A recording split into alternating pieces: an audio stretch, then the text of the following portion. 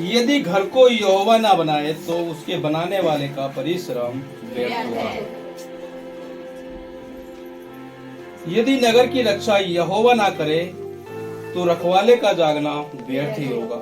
तुम जो सवेरे उठते और देर करके विश्राम करते और दुख भरी रोटी खाते हो, ये सब तुम्हारे लिए व्यर्थ ही है, क्योंकि वह अपने प्रियों को यूं ही नींद प्रदान करता है। देखो, लड़के यहोवा के दिए हुए भाग हैं। गर्भ का फल उसकी ओर से प्रतिफल है। जैसे वीर के हाथ में तीर, वैसे ही जवानी के लड़के होते हैं। क्या ही धन्य है वह पुरुष जिसने अपने तरकस को उससे भर लिया हो। वह फाटक के पास शत्रु से बातें करता हुआ संकोच न करेगा। आमीन। आमीन। ये परमेश्वर का वचन है। हम घरों को बनाते हैं, बहुत सारा प्रयास करते हैं, मेहनत करते हैं, जितना भी पैसा कमाया जाए, जितना भी हम इन घरों में लगाएं पैसा, वो भी कम पड़ जाता है। लेकिन जब हम बिल्डिंग बना के खड़ी कर देते हैं, हम कितना मेहनत करते हैं, लेकिन परमेश्वर की अगर उपस्थिति उन जीवनों में, उन घरों में नहीं है, तो परमेश्वर का वचन कहता है वो घर मेरे लायक नहीं है ना। हमारा परमेश्वर हमारा क्या है, वो हमारी पहचान है। हमें कुछ बनाना चाहता है हमारा परमेश्वर। वो कहता है तुम्हारा जो घर है, तुम्हारा जो घर है, उसमें मैं वास करूंगा और उसमें मैं चला फिरा करूंगा। तो ये हमें सोचने की बात है कि हम कितना रुपया पैसा लगाते हैं, मेहनत करके अपने घरों को बनाते हैं, और परमेश्वर के लिए अगर हम 10 मिनट ना दें या परमेश्वर के लिए हम आराधना सभा ना रखवाएं उस घरों में, तो क्या होगा? वो सब कुछ व्यर्थ ही होगा।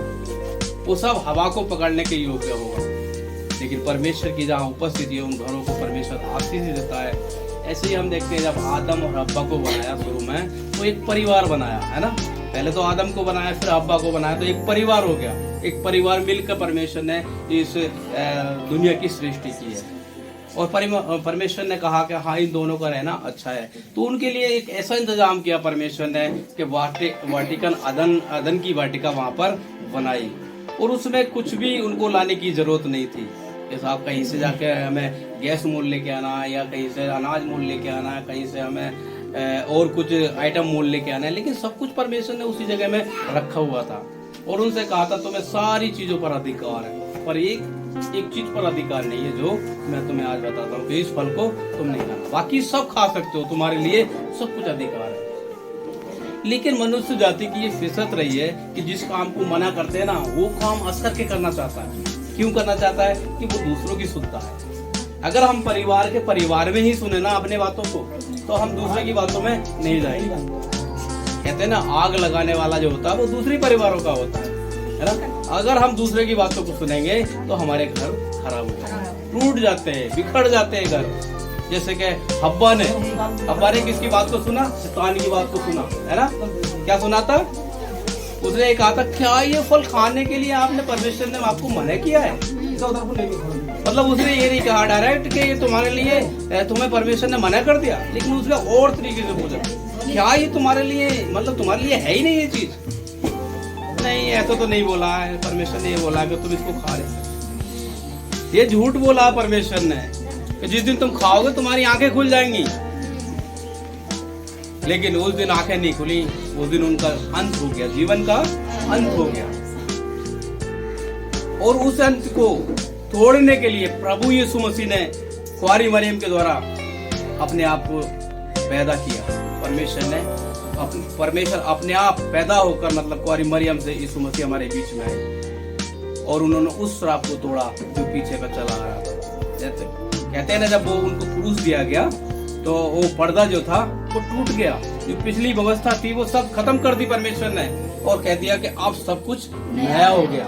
अब हम क्या है? मसीह यीशु में नई सृष्टि है, और हम पर क्या है? दंड की आज्ञा नहीं है। Hallelujah, hallelujah. लेकिन एक वचन ये भी कहता है एक जगह, यूहन्ना की पुस्तक और उसका 1 अध्याय निकालना, यूहन्ना रचित सुसमाचार, उसका 1 अध्याय, उसका 16 आयत।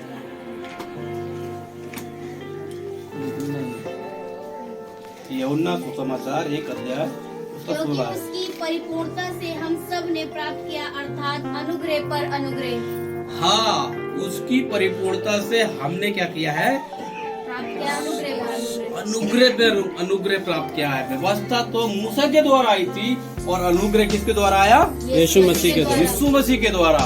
और जिसके पास परमेश्वर का अनुग्रह है, यीशु मसीह का अनुग्रह है, तो क्या वो पाप करेगा? नहीं है? वो पाप नहीं कर सकता, क्योंकि प्रभु यीशु मसीह पर अनुग्रह था, वो पापी नहीं थे। प्रभु यीशु मसीह ने हमें भी पापों से निकाला है, अपना लहू बहाकर हमें निकाला है। क्या फिर हम उसी में जाएं? अगर हम फिर पाप करते हैं तो क्या करते हैं? हम यीशु मसीह को दोबारा क्रूस पर चढ़ाते हैं, है ना? दोबारा क्रूस पर चढ़ाते हैं। अगर कोई चढ़ाने वाला है, हमें पता भी नहीं चलता हम कितने ऐसे काम कर जाते हैं, प्रभु के खिलाफ कर जाते हैं, प्रभु यीशु मसीह की व्यवस्था के खिलाफ कर जाते हैं। वचन को तो अलग रखते हैं, अरे यार ये तो लिखा हुआ है, तो मूसा के जमाने का, यीशु मसीह के जमाने। अरे आज की दुनिया में हम रहना क्या हम दुनिया वालों की नसीब है? लेकिन प्रभु यीशु मसीह का वचन कहता है कि तुम संसार में तो हो, लेकिन संसार के जैसे काम मत करना, वरना तुम स्वर्ग के राज्य के वारिस नहीं होगे। अगर हम स्वर्ग के राज्य के वारिस नागरिकता अगर हमें पानी है, तो प्रभु यीशु मसीह के इन वचनों पर हमें चलना होगा, तभी हमारा एक अच्छा घर बनेगा, परमेश्वर का जो घर होगा जिसमें परमेश्वर की उपस्थिति होगी। और वचन कहता है जो लड़के परमेश्वर यहोवा हमें देता है वो क्या होंगे? हमारे हाथ में एक तीर के समान होंगे। जैसे एक जो छतरी होता है उसके हाथ में तीर होता है ना, वो एक ऐसा तीर होता है जो मतलब किसी की शिकार करने के लिए जाए तो वो उसके लिए कुछ भी कठिनाई का मंजर नहीं होता।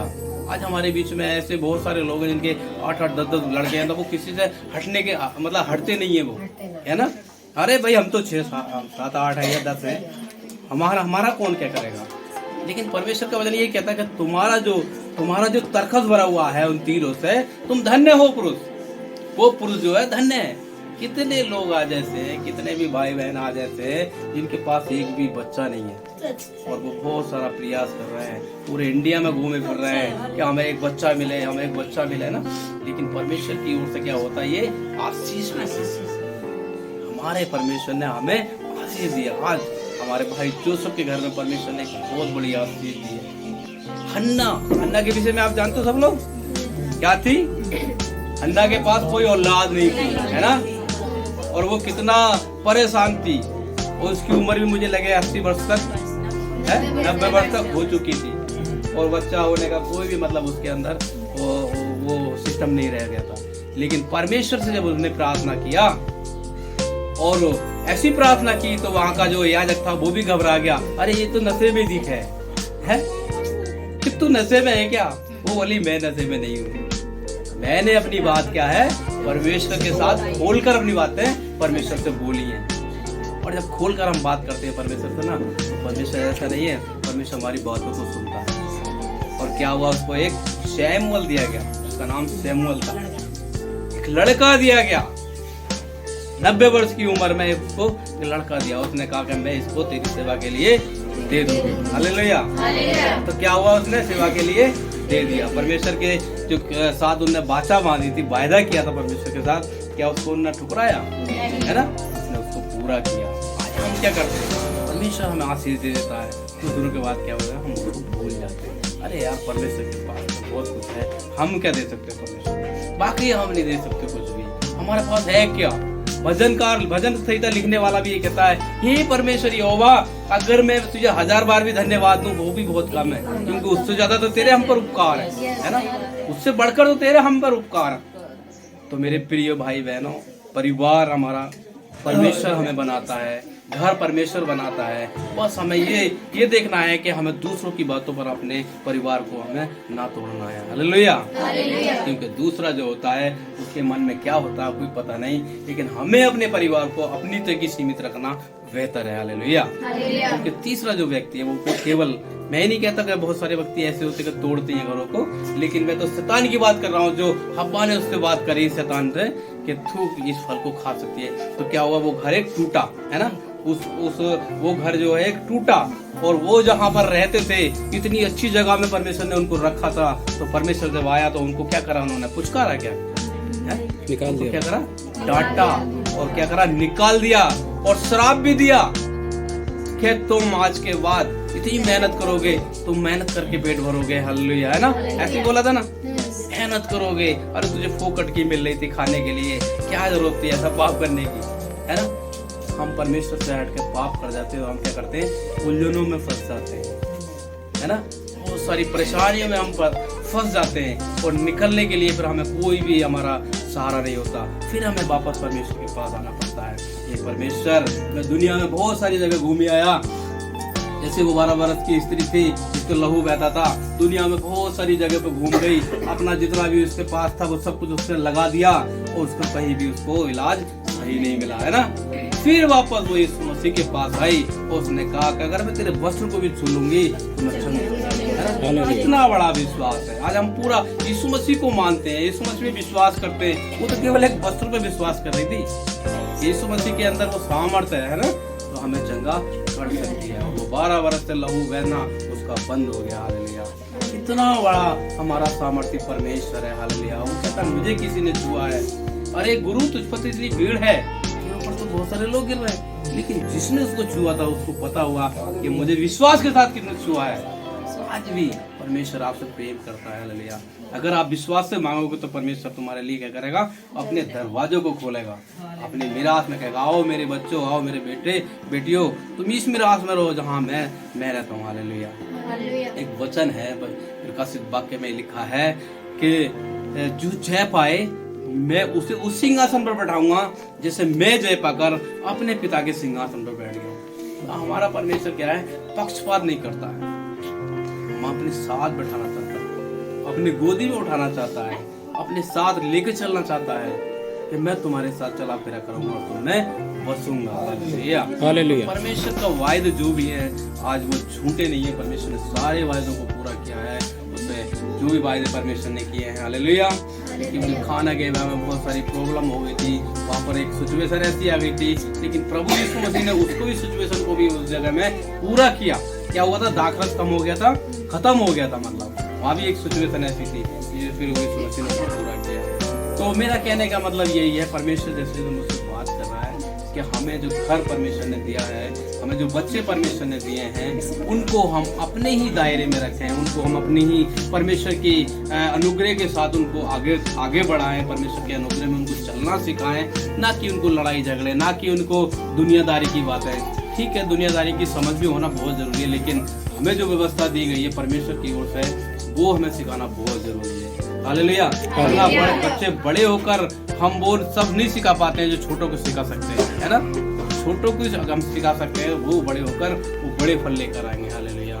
तो यही मेरा कहने का मतलब है कि हम ज्यादा अपने आप को, अपने घरों को अगर हमें संभालना है तो हम दूसरों की बातों में हमें नहीं आना है। हालेलुया। अब आई और वो फंसे और उनको उस भाग्यधन से निकाल दिया गया। हमें परमेश्वर ने अच्छा घर दिया है, अच्छे मकान दिए हैं। हालेलुया। अच्छा सब कुछ दिया, अच्छी नौकरी दी है, अच्छे बेटे दिए, बेटियां दी हैं, अच्छा पत्नी दी है। इस सब के लिए भी परमेश्वर का एक आशीष है। हर एक को ये सब चीजें नहीं मिलती हैं। किसी को पत्नी मिल जाती है तो किसी को नौकरी नहीं मिलती है ना, किसी को बच्चे मिल जाते हैं, किसी को पत्नी सही नहीं मिलती। ऐसा सब कुछ चलता रहता है, लेकिन जहाँ परमेश्वर का अनुग्रह होता है वहाँ सब कुछ सही होता है ना। तो इस बात को हमें मानना है, इस बात को कबूल करना है कि परमेश्वर जो हमारा परमेश्वर है वो हमारे लिए सही रास्तों को निकालता है। हालेलुया। जैसे कि इजरायली फंस गए जब मिस्र देश से आ रहे थे और समुद्र बीच में आ गया, सामने आ गया। अब वो क्या कह रहे हैं कि हम कैसे निकलेंगे यहाँ को, लेकिन परमेश्वर का वचन कहता है तुम चुपचाप खड़े रहो और परमेश्वर के काम को देखोगे। हालेलुया। तो वहां पर परमेश्वर ने काम करते कि तेरे हाथ में क्या है, कि परमेश्वर मेरे हाथ में तो लाठी है, इसको लाठी को जो है आप पानी पे मार दो। और जब पानी पे मारा तो वहाँ क्या हो गया, समुद्र में रास्ता बन गया। कोई बना सकता है रास्ता? है कोई नहीं बना सकता ना, हमारा परमेश्वर बना सकता है, प्रभु यीशु मसीह बना सकते हैं ना। तो हमें ऐसे परमेश्वर पर अपना विश्वास रखना है, ऐसे परमेश्वर के साथ हमें चलना है ताकि हम एक बड़े उद्धार को दें, है ना।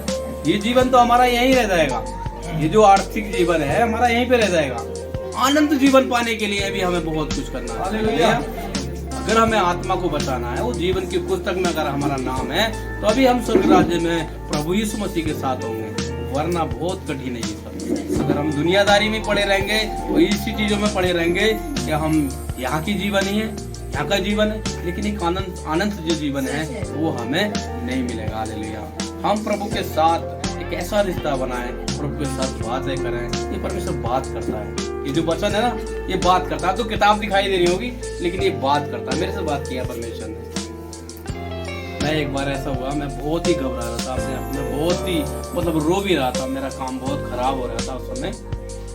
तो प्रभु मैं क्या करूँगा, ये सब मेरा खराब हो जाएगा, खत्म हो जाएगा, मेरे पास इतना सारा सामान भी है, मैं कहाँ डालूंगा ये सब, मतलब ऐसी सिचुएशन आ गई थी। परमेश्वर ने मेरे से बात की और उस वचन को भी मैं आपके साथ पढ़ के सुनाऊंगा।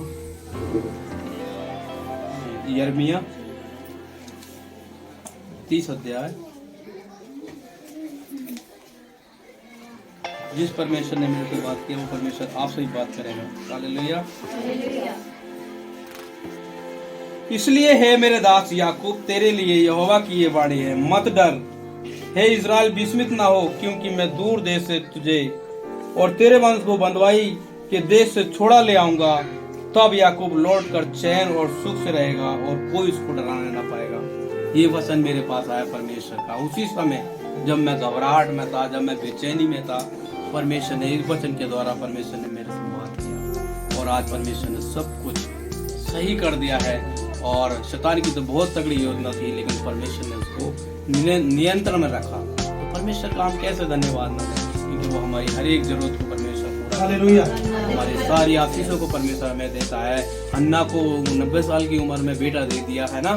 तो परमेश्वर से जब मांगोगे, विश्वास के साथ मांगोगे, ऐसा नहीं परमेश्वर आपको ना दे, है ना। कहता तुम बुरे होकर अपने बच्चों को अच्छी वस्तुएं देना जानते हो, तो मैं तो तुम्हारा पिता हूँ, है, तुम्हें अच्छी वस्तुएं क्यों ना दूंगा, तुम्हें स्वर्गीय वस्तु से आशीषित करूंगा। जो तुम्हें यहाँ न मिलेंगी, उस स्वर्ग की वस्तुएं तुम्हें मिलेंगी। हालेलुया। ये वचन है परमेश्वर का। हमें अपने परिवार को एक बहुत अच्छी तरीके से अपने परिवार का क्या है ना, एक बाड़ा बांधना है। परमेश्वर का बाड़ा जो होता है ना, याकूब अय्यूब के पास में क्या था, बाड़ा था। परमेश्वर का स्वर्गदूतों का बाड़ा था उसके परिवार में। जब वो बाड़ा जब ही हटा, जब परमेश्वर ने उसको आज्ञा दी शैतान को। हमें क्या है, परमेश्वर के दायरे में रहना बहुत जरूरी है। अगर हम दायरे से अलग हटते हैं तो हम गड़बड़ी में पड़ जाते हैं। प्रभु के साथ हमारा एक अच्छा रिश्ता, एक अच्छी पहचान हो। और जब हम प्रभु के साथ में चलते हैं तो ये मत समझना कि हम बेफिक्र होकर चलना है। यहाँ भी बहुत बड़ी समस्या है, क्योंकि शैतान जो मुंह फाड़े हुए है ना, वो विश्वासी के साथ रहता है, उसको ही फाड़ने के चक्कर में रहता है। क्योंकि उसके साथ तो नहीं रहेगा जो उसका है, वो उसी के साथ रहेगा जो प्रभु के साथ ज्यादा है ना। तो ये हमें सावधान भी रहना है। कबूतर के समान हमें बोले और सांप के समान चतुर भी बनना है। हालेलुया। वचन के साथ मैं इन शब्दों को लेता हूँ और परमेश्वर को धन्यवाद देता हूँ कि जो परमेश्वर ने मुझे पवित्र आत्मा के द्वारा यहाँ पर बताया और मैंने आप तक पहुँचाया, इसके लिए परमेश्वर का धन्यवाद देता हूँ। हालेलुया।